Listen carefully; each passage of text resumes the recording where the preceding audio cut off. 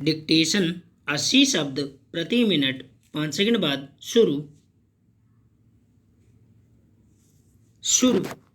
बदलती ज़रूरतों के अनुसार शिक्षा नीति में बदलाव की दरकार लंबे समय से महसूस की जा रही थी, मगर अब तक 1986 में बनी शिक्षा नीति के अनुसार ही शिक्षा व्यवस्था को संचालित किया जा रहा था।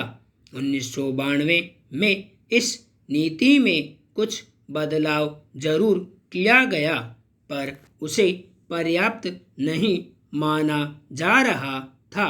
इसलिए भाजपा ने 2014 के अपने चुनाव घोषणा पत्र में नई शिक्षा नीति लाने का भी अहम वादा किया था। सत्ता में आने के बाद उसने इस दिशा में कदम भी उठा दिया था।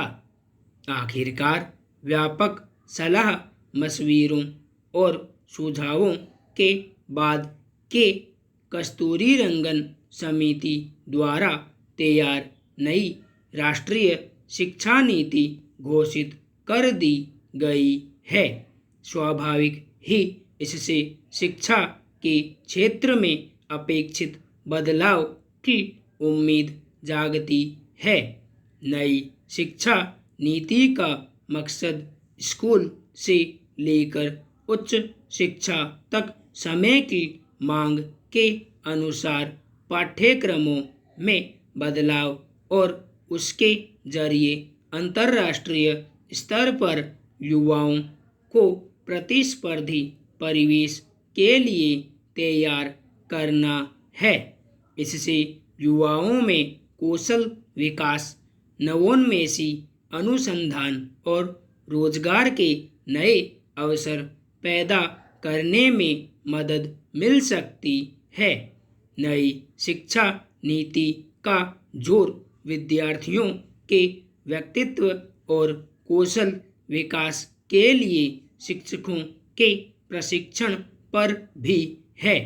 इसके अलावा शिक्षा खर्च को 6% तक ले जाने का संकल्प है। अब मानव संसाधन विकास मंत्रालय का नाम बदलकर फिर से शिक्षा मंत्रालय हो गया है। वैश्वीकरण के बाद की नई स्थितियों में शिक्षा क्षेत्र में बदलाव बड़ी जरूरत थी। यूपीए सरकार के समय ज्ञान आधारित अर्थव्यवस्था विकसित करने की बात उठी थी। उसके अनुसार शिक्षा क्षेत्र में बदलाव लाने और रोजगारोन्मुख शिक्षा प्रणाली बनाने का संकल्प लिया गया था, मगर इस दिशा में कोई उल्लेखनीय प्रगति नहीं हो पाई थी। फिर हमारे देश में जिस तरह शिक्षा क्षेत्र में विषमता बढ़ती गई है, उसमें बुनियादी शिक्षा और फिर उच्च शिक्षा के स्तर पर व्यावहारिक बदलाव करने की मांग उठती रही है। फिलहाल सरकारी और निजी शिक्षण संस्थानों की पढ़ाई लिखाई के स्तर और सुविधाओं में बहुत बड़ा अंतर नजर आता है। इसे लेकर व्यापक सामाजिक असंतोष भी देखा जाता है।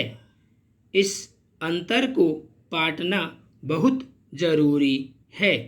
फिर उच्च शिक्षा के स्तर पर हमारे देश के विश्वविद्यालय पढ़ाई लिखाई के तरीके, अनुसंधान सुविधाएं आदि के पैमाने पर दुनिया के विश्वविद्यालयों के सामने फिसड्डी साबित होते रहे हैं। इस स्थिति से उबरने की जरूरत भी रेखांकित की जाती रही है। अब उच्च शिक्षा केवल सांस्कृतिक आदान प्रदान कार्यक्रमों के तहत विद्यार्थियों को एक से दूसरे देशों में भेजने का मामला नहीं रह गया है, यह व्यावसायिक मामला भी है। नई शिक्षा नीति में इसे ध्यान में रखते हुए सरकारी और निजी विश्वविद्यालयों को प्रोत्साहित और विकसित करने की रूपरेखा तैयार की गई है। शिक्षा की गुणवत्ता में सुधार न आ पाने या फिर विद्यार्थियों के कौशल विकास की शिक्षा में अपेक्षित नतीजे न आ पाने की बड़ी वजह शिक्षकों का नवोन्मेषी और नई ज़रूरतों के मुताबिक तैयार न होना रहा है। नई शिक्षा नीति में इस बिंदु पर विशेष रूप से ध्यान केंद्रित किया गया है। फिर पाठ्यक्रमों का स्वरूप रोजगार और विशेष योग्यता अर्जित करने, अनुसंधान आदि के आधार पर तैयार करने पर जोर दिया गया है।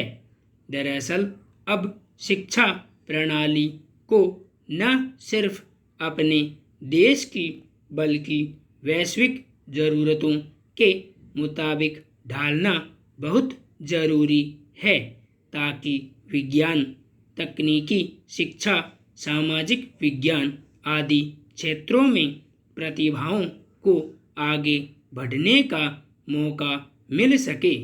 नई शिक्षा नीति से यह मकसद सध सकता है। अब सरकार का जोर इसे पूरी तरह लागू करने पर होना चाहिए। संपूर्ण विराम।